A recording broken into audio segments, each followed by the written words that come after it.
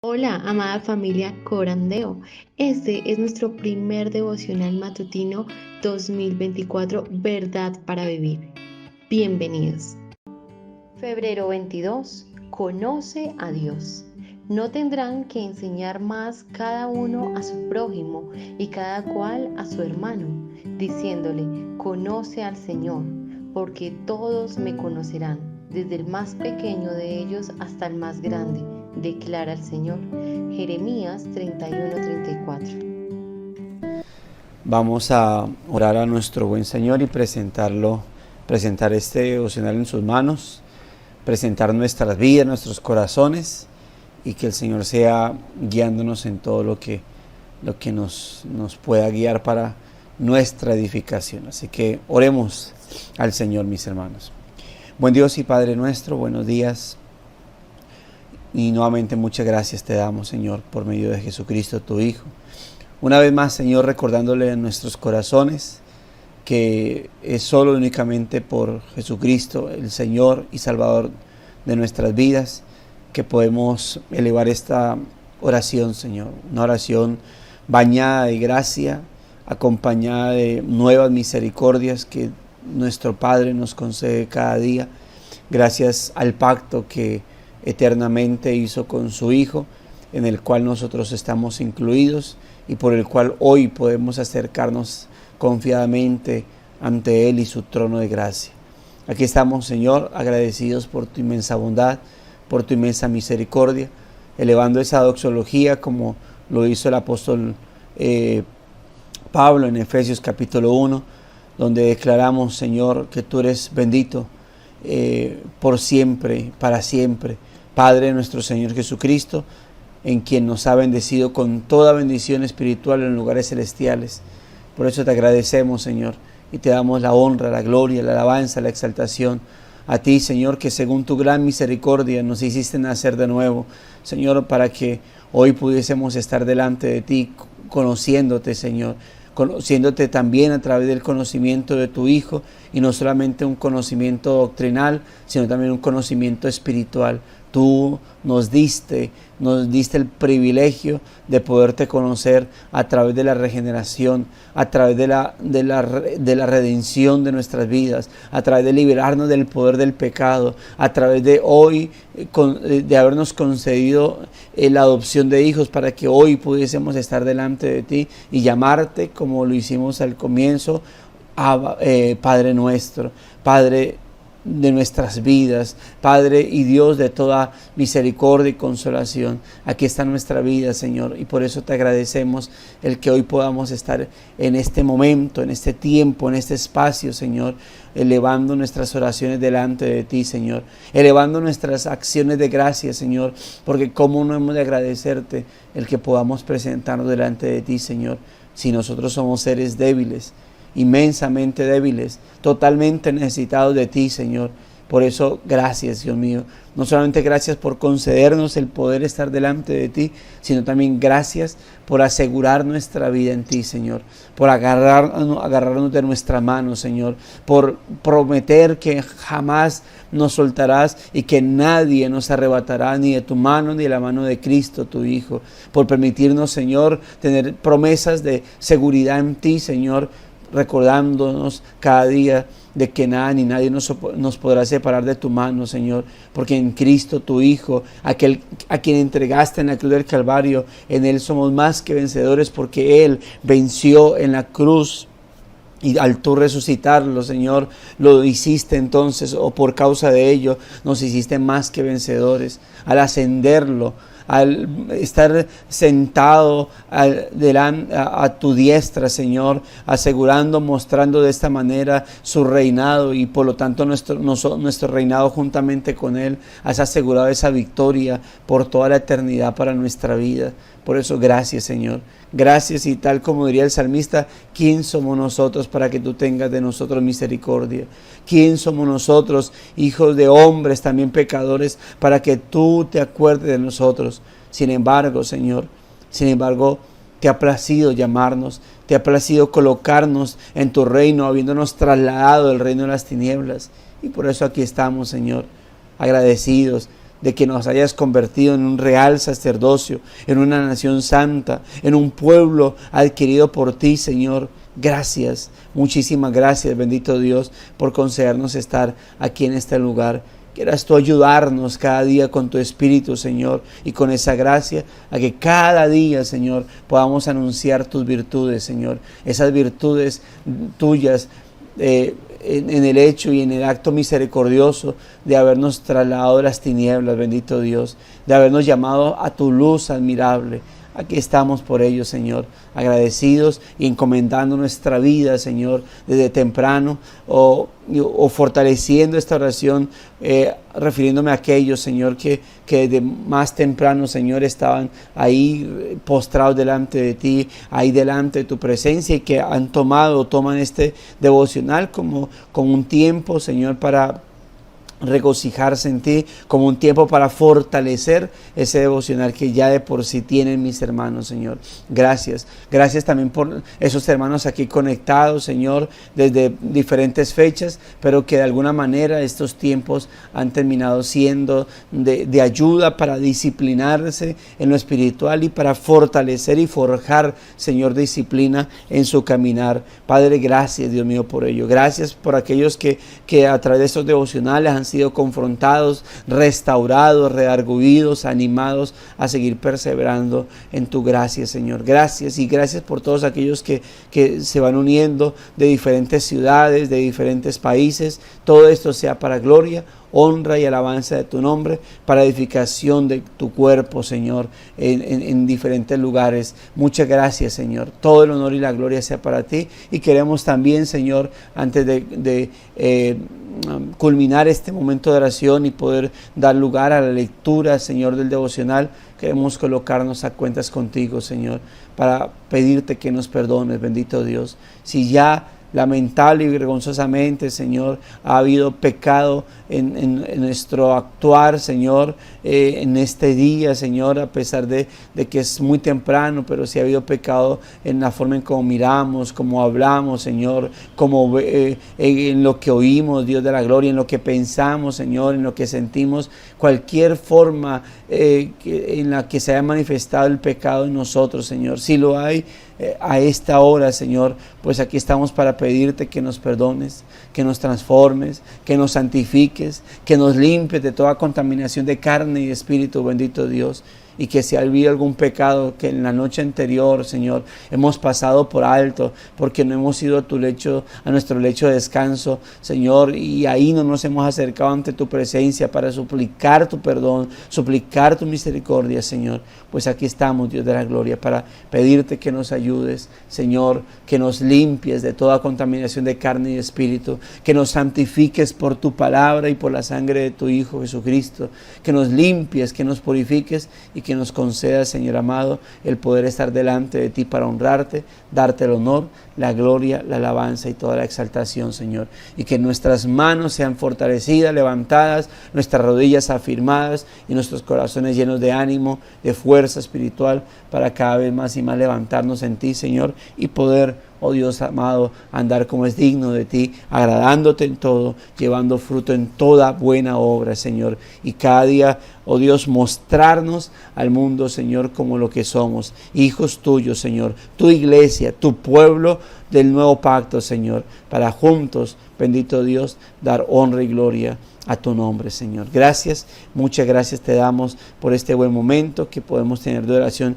inicial para poder ser edificados a través de la meditación de tu palabra, a través del devocional que estamos estudiando y leyendo y estudiando, Señor. Gracias, muchas gracias te damos en el nombre de Cristo Jesús, Señor nuestro. Amén y amén. Bueno, mis amados hermanos, vamos a hacer lectura del devocional. Si algún hermano quiere leerlo, por favor nos levanta la manito para anunciarse y que pueda hacer lectura del mismo. Dale, mi hermano Carlos. Amén. Febrero 22. Conoce a Dios. No tendrán que enseñar más a cada uno a su prójimo y cada cual a su hermano, diciéndole: conoce al Señor, porque todos me conocerán, desde el más pequeño de ellos hasta el más grande. declara el Señor. Jeremías 31:34. En los días del profeta Jeremías, Dios se negó a quebrantar el pacto que había hecho con su pueblo. Sin embargo, a pesar de su misericordia, el pueblo de Dios continuó pecando. Esto presentaba un problema. ¿Cómo podía Dios cumplir las promesas que había hecho de bendecir a su pueblo cuando ellos continuamente demostraban su infidelidad hacia Él? Como parte de su gran plan, Dios se comprometió a un nuevo pacto, un nuevo nacimiento. Tal como escribe el teólogo Alec Motyer, cuando su pueblo no puede alcanzar el estándar de Él, el Señor no baja su estándar para que corresponda a la habilidad de ellos. Él transforma a su pueblo. Este nuevo pacto tiene el propósito y la promesa de Dios de regenerar nuestro corazón por medio de la sangre del Señor Jesús. Él toma nuestro corazón y lo moldea en forma perfecta, como si fabricara una pieza de rompecabezas para que su ley se vuelva un deleite para nosotros. En la declaración de Dios de este nuevo pacto, el verbo conocer es clave. En el hebreo original, su significado es claro desde el principio en Génesis. La afirmación directa. Adán conoció a su mujer y tuvieron hijos. Génesis 4:1 demuestra el nivel de intimidad que conlleva. Dios está diciendo que cuando su pueblo llegue a entender su amor, no simplemente estudiarán la Biblia en su escritorio, más bien serán personas que lo conocerán de verdad. Lo que Jeremías dijo en tiempo futuro, nosotros podemos disfrutarlo en tiempo presente, porque entre esa profecía en nuestros días, el Señor Jesús levantó una copa de vino la noche antes de morir y anunció: esta copa es el nuevo pacto en mi sangre, que es derramada por ustedes. Lucas 22:20. Por la gracia de Dios, tú y yo podemos conocer al Rey de Reyes y Señor de Señores. No solo esto, sino que Él conoce nuestro nombre de manera individual. Él conoce nuestras necesidades y está comprometido con nuestro bienestar. Jesús lleva nuestros nombres delante del Padre y gracias a quien Él es y a lo que ha hecho, esos nombres están escritos en el libro de la vida. ¿Qué clase de rey es este? La respuesta completa está más allá de nuestra comprensión. Algún día lo veremos cara a cara y entenderemos mucho más que hoy. Aún así, hoy puedes vivir con la confianza que viene de saber que tú conoces a Dios, quien te redimió por medio de su Hijo, quien mora en ti y obra en ti por su Espíritu y ante cuyo trono estarás de pie algún día. Así es. Para ampliar, Jeremías 31, del 31 al 40. Así es, muchas gracias, mi hermano. Bueno, ahí estamos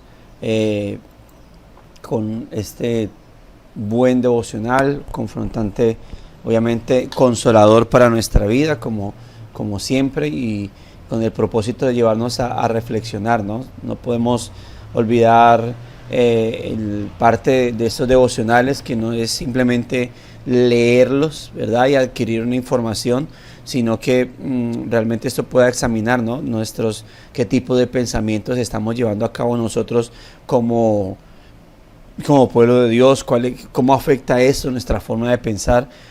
Por eso uno procura como guía de estos devocionales no simplemente leerlos, sino poder instruirlos en la lectura, qué añadir, qué fortalecer, qué explicar al respecto, para que realmente esto nos lleve a pensar y decir qué estoy haciendo yo, qué estoy pensando, cuál es mi posición al respecto de esto, cuál era y cómo obviamente pues esto va al transformar o a afectar mi mente, mi pensamiento, cómo va a afectar mi corazón respecto a qué siento yo, cuáles son mis inclinaciones, qué es lo que yo amo, qué es lo que realmente estoy, cuáles son las convicciones de mi vida y cómo tal vez tenga que cambiarlas, tenga que transformarlas a convicciones que realmente deben ser bíblicas, que realmente deben llevarnos a tener convicciones genuinas a la luz de la palabra. Y esto, sin duda alguna, lo que nosotros pensemos, lo que nosotros estemos sintiendo, pues a la luz de la palabra, esto puede y debe afectar nuestro caminar, ¿no? Yo sé que la Escritura dice que nuestro corazón es engañoso, sin embargo, soy partidario de creer que por esa razón la palabra de Cristo debe morar en nosotros. La palabra de Cristo debe morar en nuestra vida para que ese engaño del corazón, que es por causa de nuestra humanidad, pues cada día sea repelido, cada día sea rechazado, cada día sea resistido, y lo que fluya en nuestro corazón, lo que esté en nuestra vida, pues guiándonos sea su palabra, ¿no? Y lo que surja de nuestro corazón, pues sea precisamente eso, las palabras del Señor. Es decir, el hecho de que somos humanos, de que somos inclinados todavía a pecados, y que nuestro corazón por naturaleza sea perverso, no significa que entonces siempre nuestro corazón va a ser así y que todo lo que surja en nuestro corazón solamente sea maldad.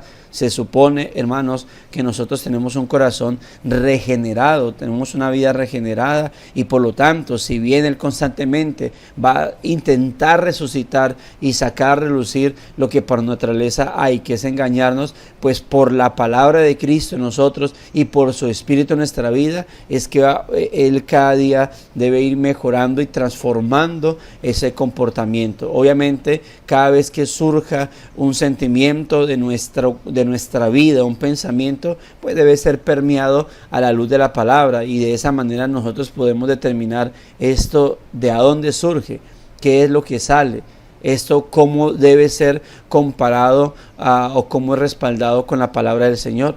Y si lo que sienten nuestros corazones están parados por las Escrituras y debemos corroborarlo de esa manera, podemos entonces afirmar que realmente hay algo distinto en nuestra vida y que tiene que ver con su palabra y con la obra de Dios en nosotros.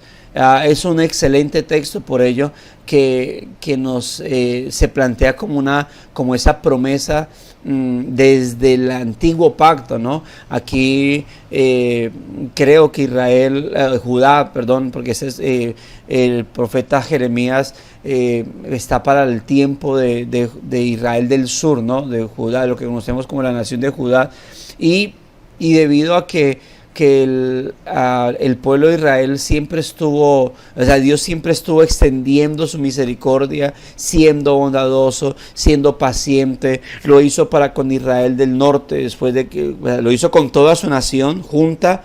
Luego hubo la separación, y a pesar de que Israel del norte una vez quedó en manos de Jeroboam, ellos hicieron su propia ley, tuvieron su propio sacerdocio,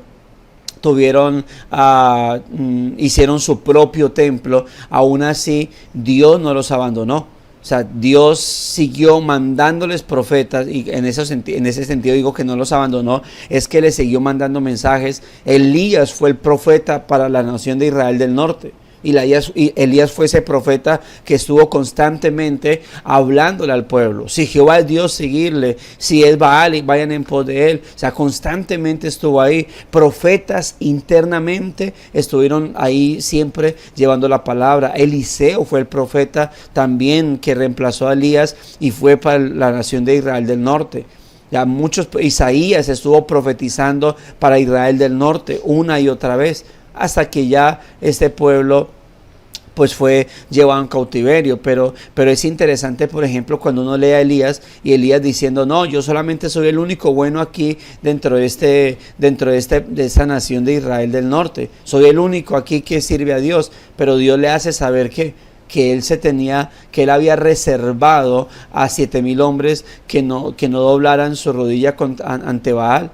Pero también la Biblia dice, si no recuerdo, perdón, de un profeta llamado Abiú que ayudaba a cuidar a los hijos de los profetas y los guardaba de las malas intenciones de Acab y su esposa Jezabel.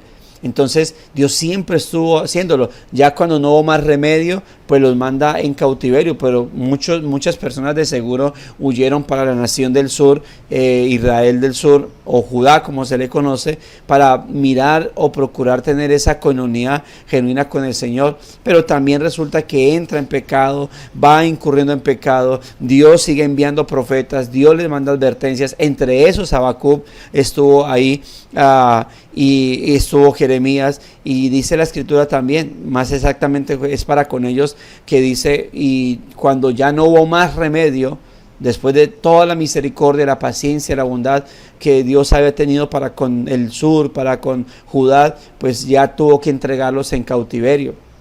Pero en medio de todo esto, al ver que Dios no quería quebrantar este pacto y que había un pueblo incurriendo en pecado, no todos, gracias a Dios, siempre hubo su remanente ahí en medio de estas naciones pecaminosas, pero Dios por esa causa no quería destruir su pacto, aparte de que se negaba a hacerlo. ¿Por qué? Porque habían promesas desde la antigüedad para con ellos, había promesas desde la antigüedad, por ejemplo, el hecho de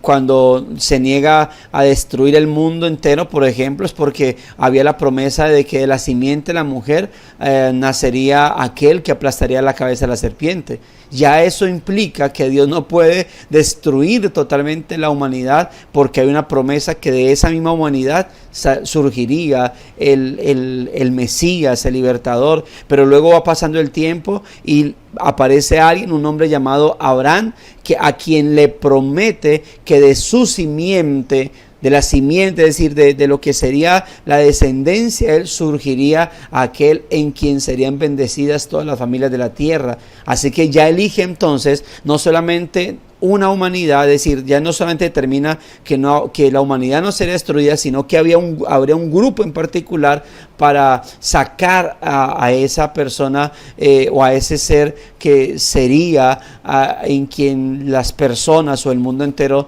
serían transformados. Ya desde Génesis entonces había promesa de cómo de un pueblo surgiría alguien, y Pablo más adelante pues dice que esa simiente de quien se está hablando ahí en Génesis 12 pues se refiere a Cristo el Señor.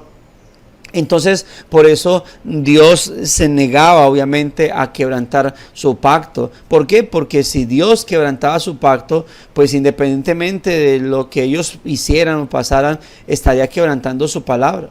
Los pactos de Dios, recordemos, son unilaterales, aunque la palabra pacto puede implicar en su etimología un compromiso entre dos personas, ¿sí? Y obviamente lo que plantea un compromiso bilateral entre dos partes. Cuando Dios establecía pacto, Dios siempre dijo mi pacto, y estableceré mi pacto con aquel, mi pacto con el otro. Las características de los pactos de Dios eran unilaterales porque Él los establecía, Él determinaba con quién hacerlo y las otras personas simplemente se comprometían. Por eso muchos ven los pactos como mandatos de Dios. Pero la calidad de pacto es porque Dios no solamente determinaba su pacto con esas personas, sino porque establecía promesas. Es decir, mire, este es mi pacto, se debe hacer de esta manera, y si ustedes lo hacen, yo les voy a bendecir de cierta manera. Entonces ya implicaba a la otra persona: usted tiene que obedecer, yo voy a bendecir. Y aun cuando el compromiso no lo planteaba la otra persona, él mismo se comprometía consigo mismo a decir: yo me comprometo a bendecirlos si ustedes cumplen, ¿sí? Entonces ya él se comprometía. Lamentablemente de no entender enseñanzas como estas es que han surgido o surgieron en su momento el tema de los pactos, ¿no? Al principio, pues en el pentecostalismo, cuando andaba, la forma de pactar con Dios era a través del ayuno. Sí, yo ayuno tantos días y tú me das esto. Ya luego surge el carismatismo más con su materialismo, y ¿qué pasa? La gente termina pactando monetariamente. al punto de que la gente dice, ¿quieres hacer un compromiso con el Señor? Entonces ven y pacta tal cosa, ven y pacta de tal manera. Yo recuerdo haber estado en la el último congreso apostólico y profético que estuve. Yo recuerdo que el predicador nos decía a nosotros, nos llevaba, creo que al Salmo 116, si no mal, no recuerdo, Salmo 106 o 116, cuando dice que andará llorando y sembrando el que lleva la preciosa semilla, ¿sí? Creo que no recuerdo si es el 116, me parece. Ahí me pueden corroborar eso, me hacen el favor. Y él decía, y cogió ese texto, y cuando al final él dijo, hermanos, yo quiero que pienses cuán grande es tu pecado. Piensa qué tan grande es el pecado que Dios ha perdonado en tu vida, que Dios tiene para perdonarte. Y nos llevó, pues nos movió así los sentidos, nos llevó a pensar y a pensar, a meditar y a reflexionar. Y al final dijo esto: por lo tanto, una vez tú pienses cuán grande es el pecado que Dios te ha perdonado, asimismo tú traes la ofrenda en gratitud delante del Señor. Y pues obviamente, y cuando alguien se paró en aquella ocasión y iba a ofrendar, ya iba mostrando su billetico de 50,000 pesos, dijo, no, todavía no. Tienen toda esta noche para reflexionar. ¿Qué tan grande? Ni el 106 ni el 116, el 126. Gracias, hermano. Entonces, pero era 1.6, ¿no? Entonces, y él dijo, no, mañana, porque tienen toda esta noche para meditar. Qué tan grande es su pecado, y asimismo su ofrenda debe traer su ofrenda en gratitud. Y pues no dejó a nadie pararse, y la gente, pues, y yo me fui pensando, es que como yo era de Espinal a Bogotá, yo decía, pues lo único que tengo en este momento son el pasaje de ida. Mi pecado, no, eso no abarca todo lo que costó mi pecado, pero yo ya venía conociendo la reforma, y yo decía, pero la sangre de Cristo y la sangre de Cristo. Y no, y al otro día él dijo, bueno, hoy van a establecer pacto con el Señor, pacto de gratitud con Dios, y lo que usted, así según su meditación, hermano, y esas personas, siempre pues tendieron el manto apostólico, 2 mantos, para ahí depositar esa ofrenda, para establecer pacto de gratitud con el Señor. O sea, eso era impresionante cómo la gente llevaba plata, o sea, eran billetes por montones, la gente se quitaba cadenas de oro, las colocaba ahí, anillos los colocaba ahí, hacía cheques en blanco para con esa persona, y yo dije, yo no puedo hacer nada, y yo, como le digo, ya venía conociendo la reforma, yo estuve ahí porque yo dije, pues todavía no estaba convencido muy bien de lo que venía conociendo en la reforma, así que yo fui a mi congreso apostólico para recibir la unción apostólica, pero ese día yo decía, ¿y la sangre de Cristo? Porque mi pecado es muy grande, ya, por mucho que yo quiera decir, ya una ofrenda de 100,000, yo digo, mi pecado no abarca todo eso, es la sangre de Cristo. Y yo me fui muy pensativo, pues otra vez de regreso acá al Espinal, yo decía, pero ¿cómo se puede? Y yo mirando ese texto, yo miraba ese salmo y decía, pero eso es lo que quiere decir el salmo. Y noté cómo la gente, y eso en muchas ocasiones, ¿no? Hoy en día, donde se sigue hablando de pacta, y todo hablando de monetariamente. Pero es la mala interpretación. Y en esa mala interpretación, ¿qué hacen esas personas? Supuestamente están viniendo delante de Dios y están diciendo, Señor, mira, aquí está. Yo recuerdo, hermano, que en la era de pentecostalismo, miren las locuras en las que uno estaba. Yo recuerdo que a mí me empezó a salir acné. Y entonces yo dije, Señor, voy a hacer pacto contigo. Tú me quitas el acné y yo me meto más contigo, ¿sí? Yo me pongo más en ayuno, más en oración. Y resultó que me puse a meterme con el Señor y entonces alguien me habló de mi uy, hermano, estás sufriendo de acné. Entonces sí, pero yo le dije, hermano, hice pacto con el Señor. Yo dije, Señor, tú me quitas este acné y me meto más contigo, ¿sí? Y entonces resultó que pues el acné no se quitó. Y ese hermano, como a la otra semana, pues ya el acné estaba más aparecido. Me dijo, uy, hermano, está como mal espiritualmente, ¿no?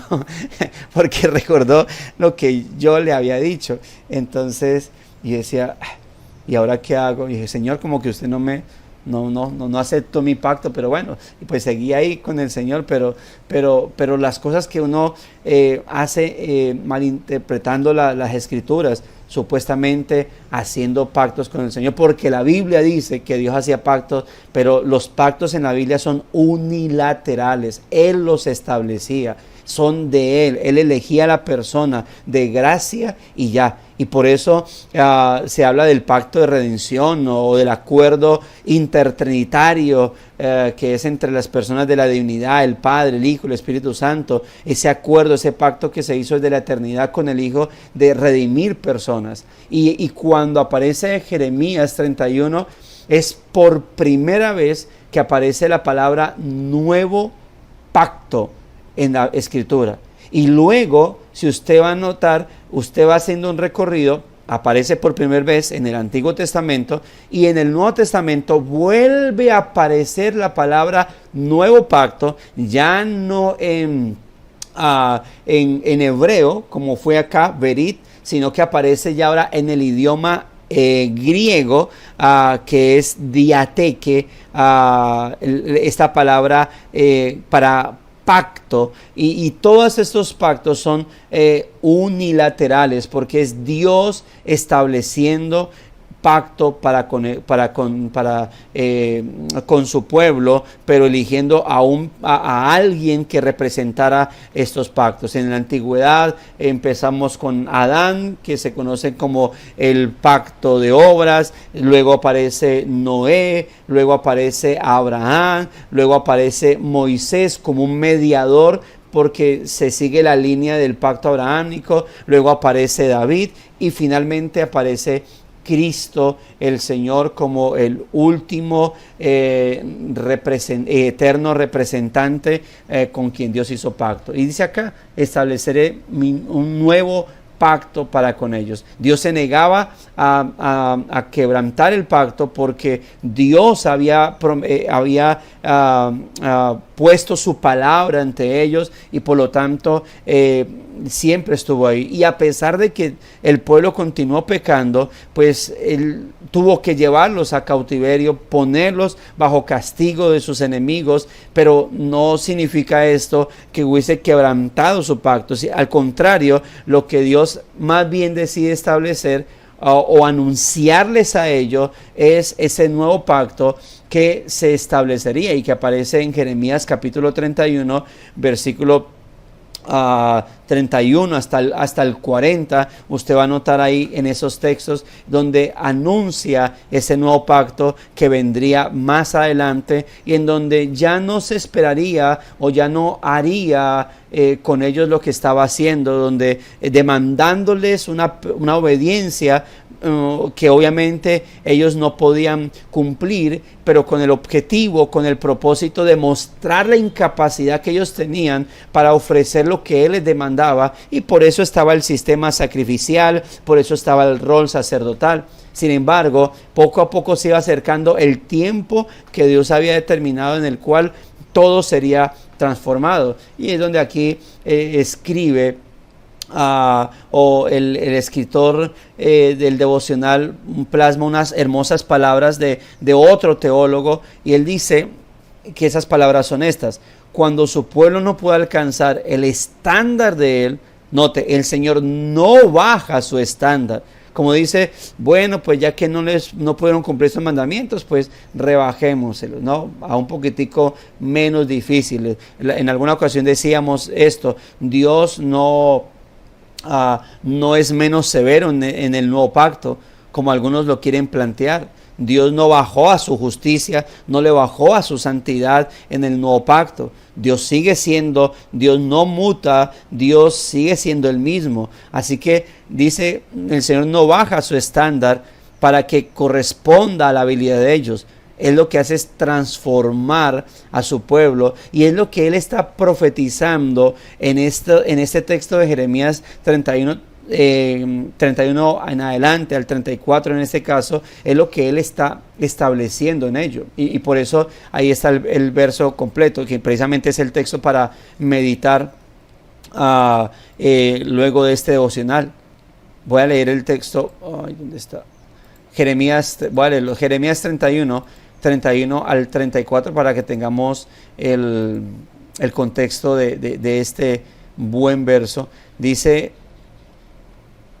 he aquí vienen días, dice Jehová, en los cuales haré nuevo pacto con la casa de Israel y con la casa de Judá, no como el pacto que hice con sus padres el día que tomé su mano para sacarlos de la tierra de Egipto, porque ellos invalidaron mi pacto. Esa palabra invalidar es, ellos lo quebrantaron o ellos lo desobedecieron o no lo tuvieron en cuenta, aunque fui yo un marido para ellos, dice Jehová. Pero este es el pacto que haré con la casa de Israel, nuevo pacto, como acaba de decir el verso 31. Después de aquellos días, dice Jehová, daré mi ley en su mente y la escribiré en su corazón, y yo seré a ellos por Dios y ellos me serán por pueblo. Es decir, ya no la inscribiría por fuera de ellos en tablas, sino que la escribiría en sus corazones. Y dice, y no enseñará más ninguno a su prójimo, ni ninguno a su hermano, diciendo, conoce a Jehová, porque todos me conocerán, desde el más pequeño de ellos hasta el más grande, dice Jehová, porque perdonaré la maldad de ellos y no me acordaré más de su pecado. Pero es interesante, porque incluso más adelante, Ezequiel a la par, en el capítulo 30, lo que conocemos como el capítulo 36, él está prometiendo que él también les quebrantaría ese corazón de piedra, ese corazón inerte, muerto, y les daría un corazón nuevo y colocaría su espíritu dentro de ellos y les haría obedecer, les haría cumplir la palabra. Es decir, lo que ellos por sí solos no fueron capaces, él lo haría hacer con ellos. Cuando la Escritura dice que él nos regenera, que él nos hace nacer de nuevo, se complementa con esto. Entonces, como dice aquí, repito esa palabra que me parece muy interesante, que tiene que ver con la regeneración. Cuando su pueblo no puede alcanzar el estándar, el Señor no baja su estándar para que corresponda a la habilidad de ellos. Lo que hace es transformar a su pueblo. Y esto es lo que conocemos como la regeneración. Los hace nacer de nuevo, mis amados hermanos. Y esto es hermoso porque, bueno, recordemos cuando el Señor charla con Nicodemo. Y Nicodemo, ¿quién era? Era un doctor de la ley. Note que cuando Nicodemo está hablando con el Señor, Nicodemo era maestro de Israel. O sea, maestro de Israel era ¿qué? Que enseñaba acerca de Dios, enseñaba la ley, enseñaba los atributos, enseñaba todo lo que tenía que ver con respecto a Dios a través de su palabra. Pero cuando está hablando con Jesús, Jesús le dice a Nicodemo, para conocer el reino, ese reino que Él vino a enseñar, el Señor Jesucristo, ese reino que vino a establecer, dice, para tú ver mi reino, es un tema de fe, y entrar a mi reino, al reino de Dios, es decir, ser partícipe de Él, tú tienes que nacer de nuevo.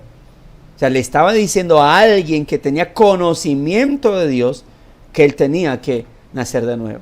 Es como si le estuviese diciendo, Nicodemo, para tú conocer a Dios, no vale simplemente el conocimiento acerca de Dios. Tú, para conocer a Dios, tú tienes que nacer de nuevo.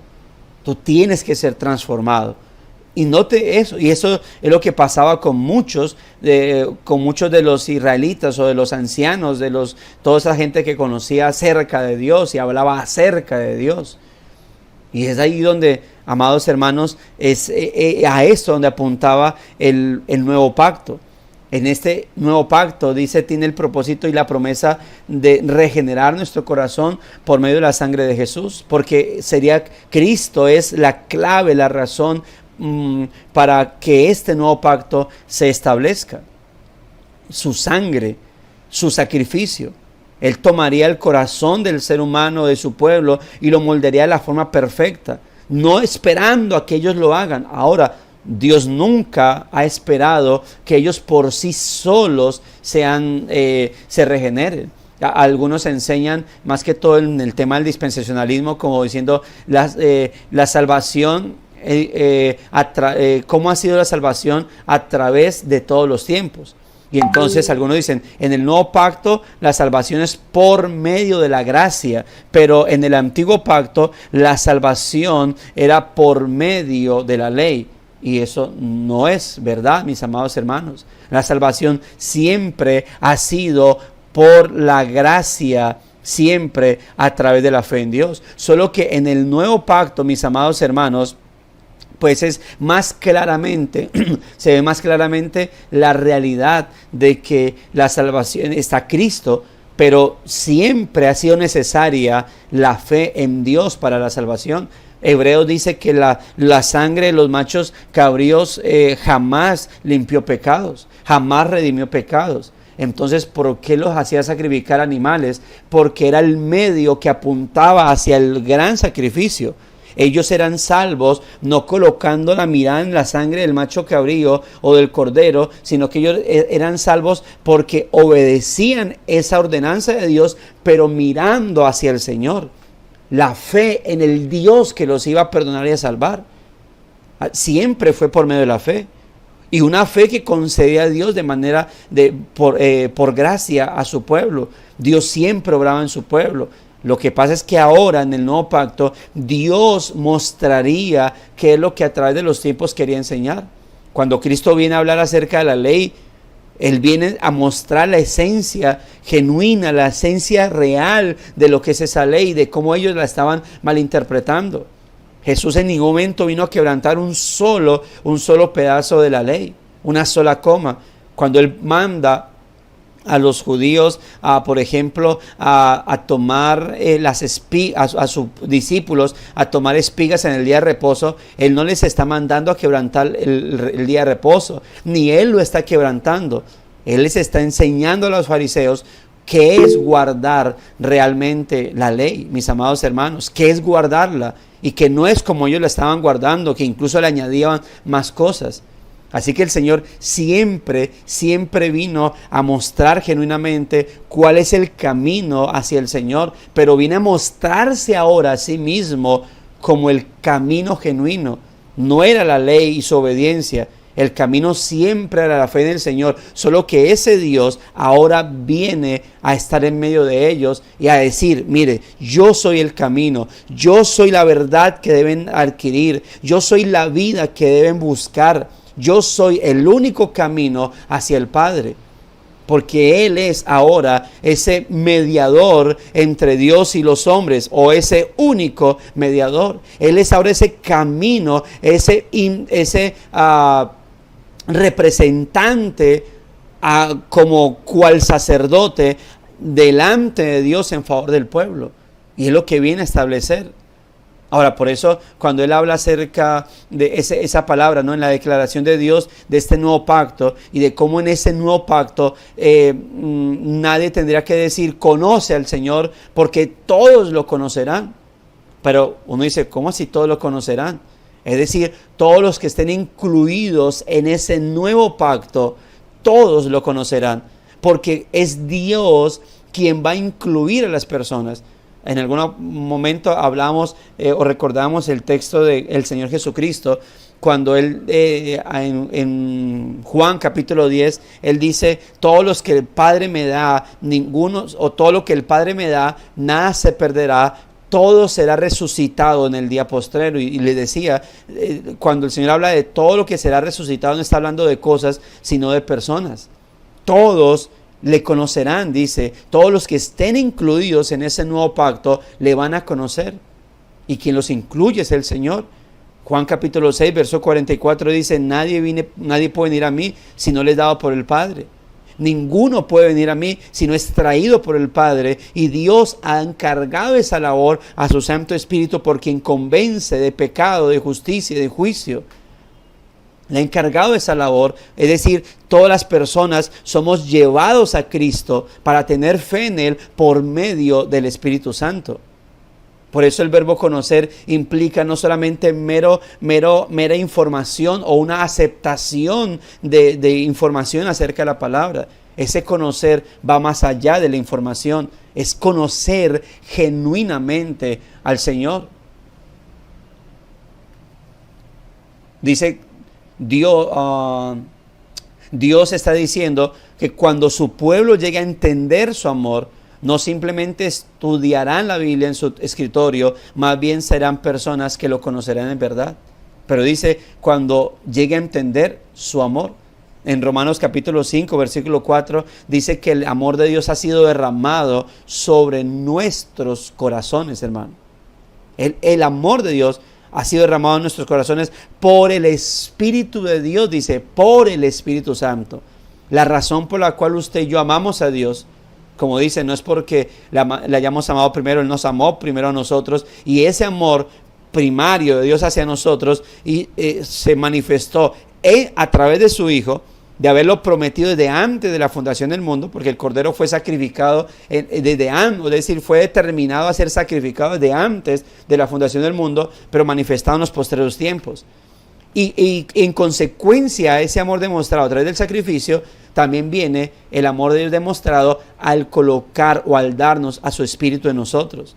La razón por la cual usted y yo amamos a Dios no es solamente porque eso está conectado a lo que Dios determinó en Cristo, sino también está conectado a lo que Dios hizo al darnos su Espíritu. El amor de Dios, Romanos 5:4, fue derramado sobre nuestros corazones por el Espíritu de Dios. Es decir, ¿por qué yo tengo fe en el Señor? Por causa de Dios y su misericordia y su gracia a través de su Espíritu. ¿Y por qué yo puedo amar a Dios ahora? Cuando Dios me dice, ámame, ¿cómo puedo yo, un ser pecaminoso, amar a Dios? Porque Él en Cristo hizo un nuevo pacto, nos unió a Él y dándonos su Espíritu, el otro Consolador, la promesa del Padre, por Él es que amamos a Dios. Y por Él entonces es que nosotros le conocemos. Lo que Jeremías dijo en tiempo futuro, nosotros podemos disfrutarlo en el presente, porque entre esa profecía y nuestros días, el Señor Jesús levantó una copa de vino la noche antes de morir y dijo, esta copa representa mi sangre. Esta copa es la sangre del nuevo pacto. Está representando esa sangre que será derramada para ratificar, para sellar, para cumplir o para establecer el inicio del nuevo pacto. Note lo que dice, voy a leer acá, ese texto está en Lucas 22:20, el que está escrito ahí, pero voy a citar el pasaje paralelo, que es el de Mateo 26. Vamos a Mateo 26, solo para recordarlo, sé que ustedes lo han leído en varias ocasiones en los momentos de la Santa Cena, lo hemos leído. Mateo 26, note lo que dice el verso 26, el verso 27 y 28. Si alguien quiere leerlo, bien pueda, hermanos. Y tomando la copa y habiendo dado gracias, les dijo, diciendo, bebed de ella todos, porque es mi sangre del nuevo pacto, que por muchos es derramada para remisión de los pecados. Así es, muchas gracias, hermano. Entonces note, esto es mi sangre del nuevo pacto. La primera vez, luego la palabra que vuelve a aparecer desde Isaías hasta ahora, el Señor lo está reafirmando en este caso, lo está estableciendo acá, mis amados hermanos. Es la sangre, la de Cristo, la del nuevo pacto, lo que ratifica ese pacto, mis amados hermanos, y bajo el cual estamos nosotros. Cristo vino a morir por su iglesia, dice la palabra. Él vino a dar la vida por sus ovejas. Él mismo lo dijo, yo doy mi vida por mis ovejas. Y le dijo a los fariseos, ustedes no son mis ovejas. Entonces Él vino a dar su vida por exclusivamente sus ovejas, aquellos que Él determina como su pueblo, aquellos que, como dice Efesios capítulo 5, el capítulo 5 verso 23, algo así, 24, dice que Él dio su vida por su iglesia, entregó su vida, su cuerpo en sacrificio por su iglesia exclusivamente, con aquellos que se establecería pacto. Ahora sigue diciendo, dice, por la gracia de Dios, usted y yo podemos conocer, mis hermanos, al Rey de Reyes y Señor de Señores. Y no solo esto, sino que Él conoce nuestro nombre y de manera individual. Él conoce, hermanos, nuestras necesidades y está comprometido con nuestro bienestar. Jesús lleva nuestros nombres delante del Padre y gracias gracias a quien Él es y a lo que Él ha hecho, nuestros nombres están escritos en el libro de la vida. Mire otro texto que es el de 2 Timoteo, capítulo 2, verso 19. Un texto que también plantea, mis hermanos, esta realidad acerca del Señor conociéndonos. 2 Timoteo, capítulo 2, verso 19. Otro hermano o hermana que quiera leerlo. Dale, hermano Carlos.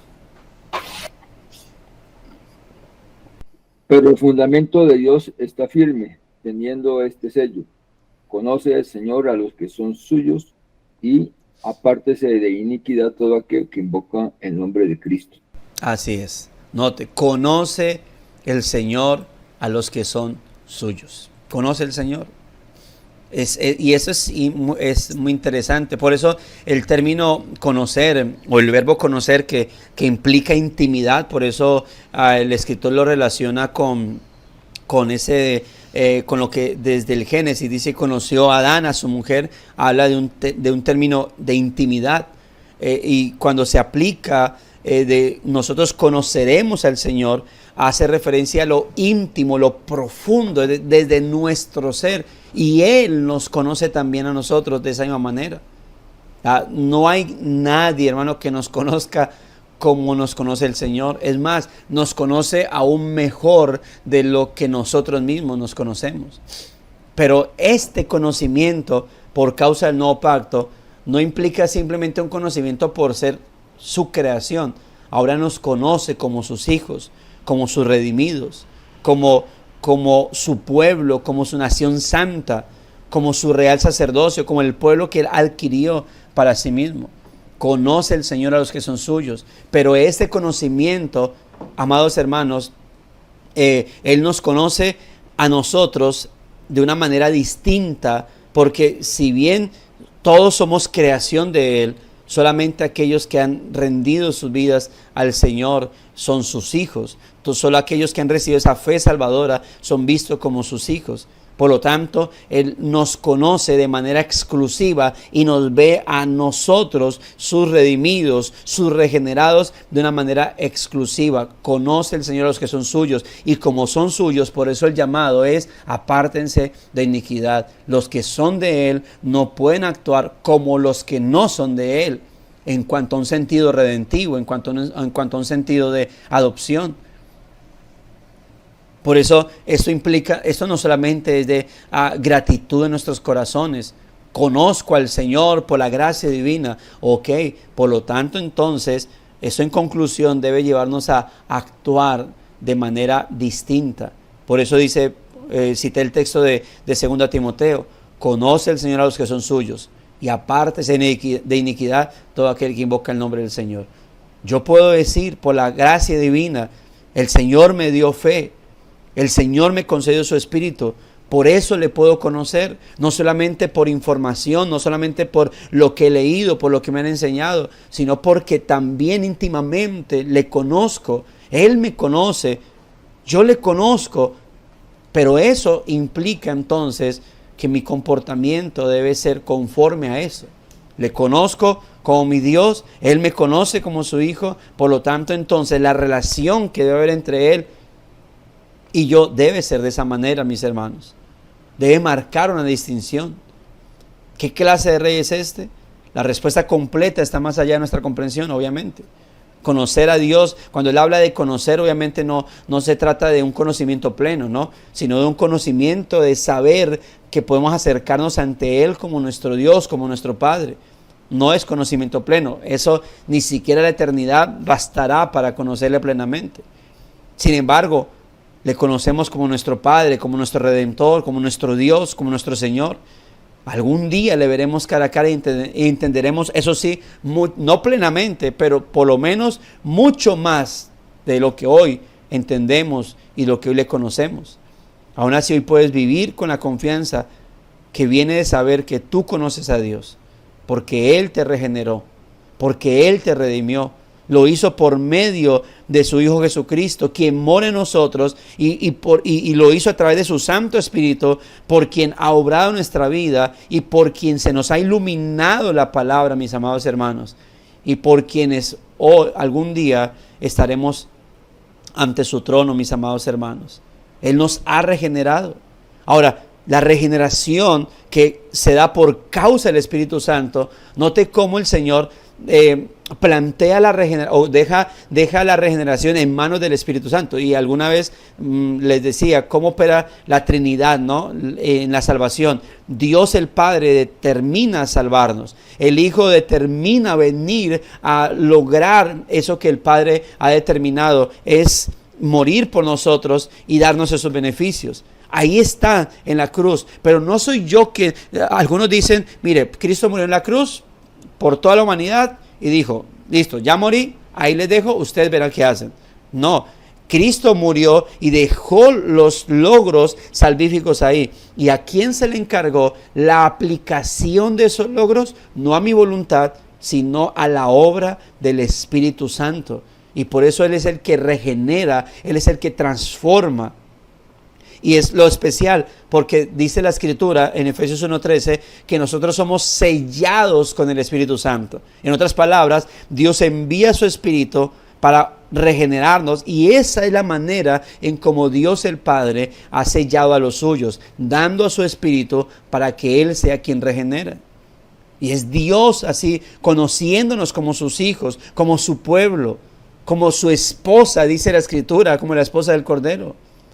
Y es por eso, mis hermanos, que muchos en el día del juicio, no todos, porque yo estoy seguro que algunos estarán muy conscientes de su pecado, de su maldad, y lo único que harán es suplicar misericordia, pero ya será tarde, suplicar bondad, pero será tarde.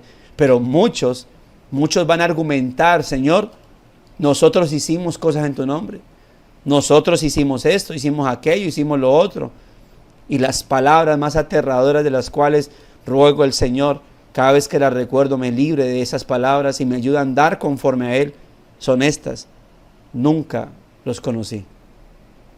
Ya, ustedes alardean conocerme, porque sin duda lo conocían. Los fariseos conocían acerca de Dios, los maestros de la ley conocían acerca de Dios, enseñaban acerca de Dios. ¿Sabe cuántas personas han conocido o hablan acerca de Dios porque caminaron en la fe cristiana, porque fueron pastores, porque fueron predicadores? Pero ahí están enredados en su maldad. No sé si serán traídos de nuevo, pero muchos no serán traídos porque simplemente fue un conocimiento como aquella persona que representa la semilla que cayó en pedregales, que recibe la palabra al tiempo, en su momento la recibe con gozo, ¿verdad? La recibe, la oye, pero una vez salen las adversidades, ahogan esa palabra, la queman. Y gente en el mundo, gente impía con conocimiento de Dios. ¿Y qué ocurre? Esas personas dirán, yo te conocí, yo hice lo otro, yo escuché de ti, yo hablé de ti, yo sané en nombre tuyo, yo enseñé. Apartados de mí, porque aunque ustedes dicen conocerme, yo nunca los conocí.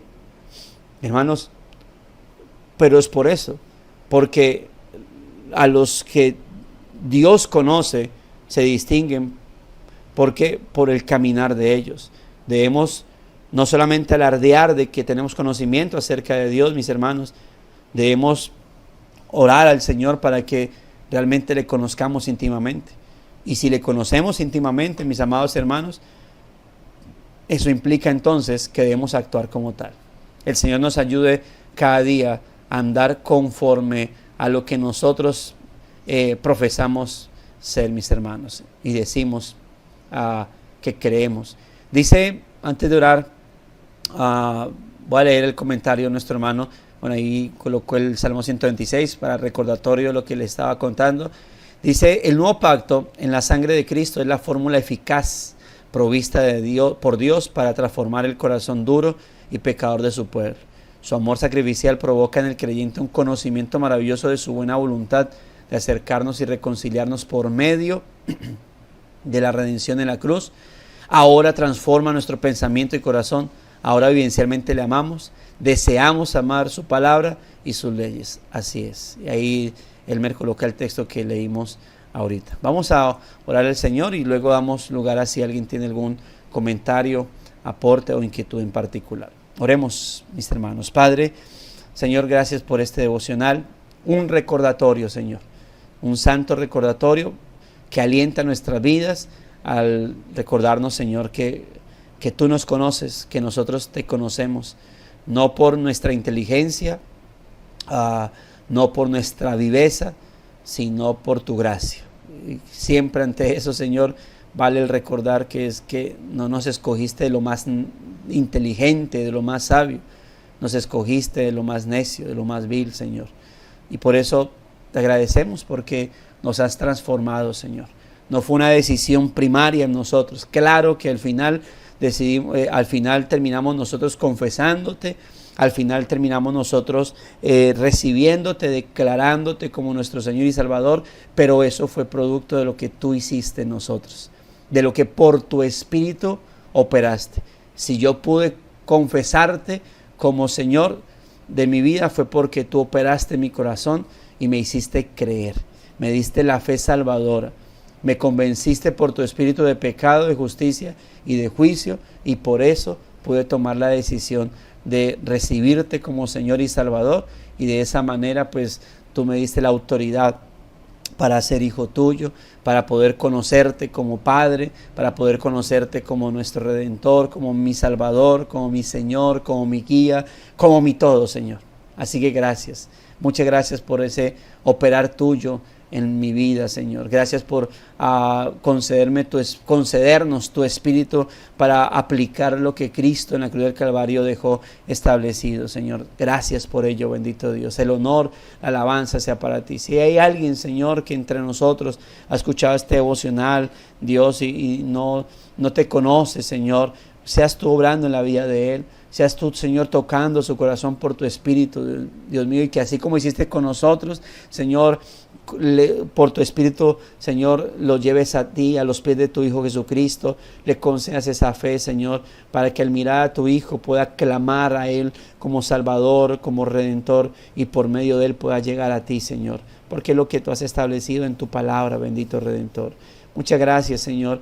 Eso nos lleva a alentarnos y a motivar nuestra vida, a fortalecer nuestra devoción contigo, a fortalecer nuestra coinonía, porque si decimos conocerte, Señor, entonces debemos actuar como tal, como creyentes, como seres que te conocen, Señor, porque tú conoces a los que son tuyos y ellos deben vivir, deben llevar una vida apartada de iniquidad, Señor, por invocar tu nombre. Asimismo, pues, entonces sea nuestro comportamiento, que profesemos conocerte, Señor, porque tú nos conoces y la respuesta en ello es vivir para ti, para tu gloria y para tu honra, tal como hemos orado, incluso como orábamos al principio, Señor, andando como es digno de ti, agradándote en todo, llevando fruto en toda buena obra, Señor, andando como es digno de hijos tuyos, Señor, andando como es digno de hijos de redimidos, que obviamente dicen conocerte y que por lo tanto, entonces, si son redimidos, pues debemos actuar como tal, Señor.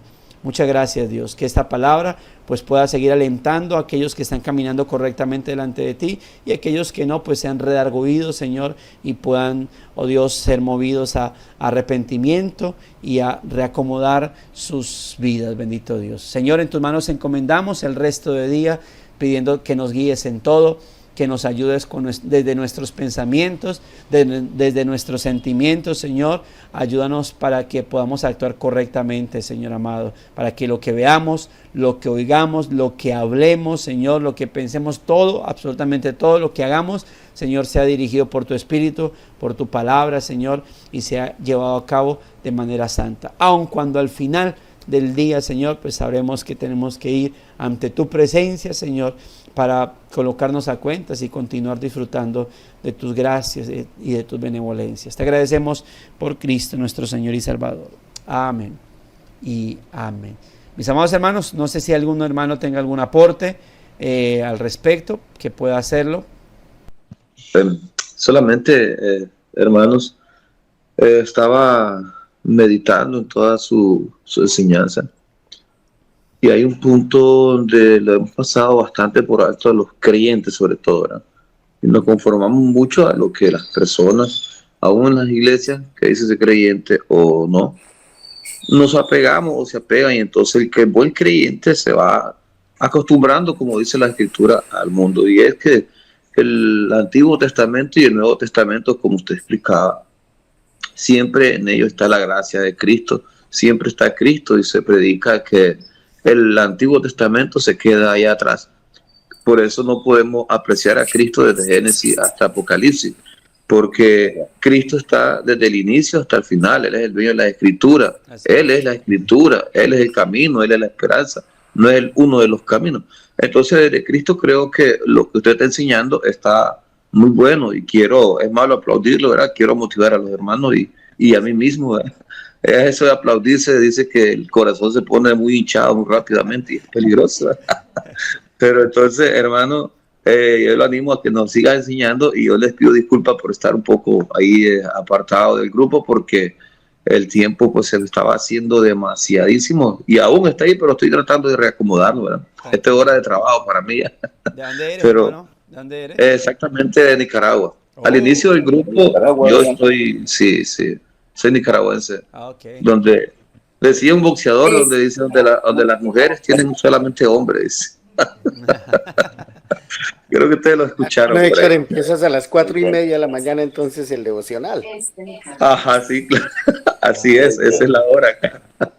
Y esa es la hora ya de partida para mí, para estar allá en pie de lucha en el trabajo, ¿verdad? Porque mi trabajo pues es viaje, pero el asunto no era mi trabajo, es el Señor, ¿verdad? Creo que es muy necesario para todo creyente, sobre todo ya que estamos acá, y le doy gracias a Dios por estar en este grupo, mirar a Cristo desde el inicio, desde Génesis, desde el primer versículo, porque en él encontramos su belleza, y no es solamente que el Antiguo Testamento y el Nuevo Testamento, toda es su palabra, ¿verdad, Manuel? Toda es su palabra, toda es importantísima. Encontramos a Cristo desde el primer versículo de Génesis hasta Apocalipsis. Así es. Pero el problema es falta de estudio y gana de estudio. Muchos predicadores no quieren estudiar la Biblia y siempre agarran versículos solamente conocidos, como Juan 3:16, Juan 14:6, y ahí dicen lo que ellos quieren decir. Y es lo que quieren decir porque no profundizan.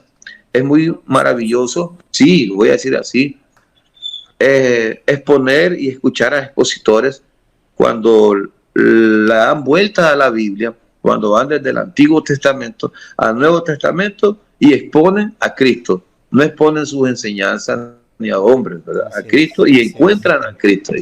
Eso nos llena, yo creo, como los hermanos, y yo me uno a un regocijo o a una llenura del Espíritu Santo, si podemos verlo así, como muchos lo dicen. El Espíritu Santo, el alma se regocija, el alma está sólida cuando Cristo es predicado de todos los ángulos. Y yo quiero darle gracias a Dios y a ustedes y a usted, pastor, porque en verdad a esta hora deliciosa uno se siente fortalecido para ir a la batalla.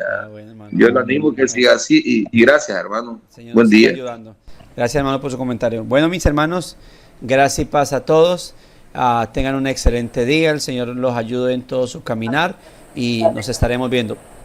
Gran abrazo. Bendiciones. Un abrazo, mis hermanos. hermanos. Para todos. Gracias. Gracias, pastor. Bueno, mi hermano. Gracias, pastor. Bendecido día. Firme hacia adelante. Bendecido día. Dios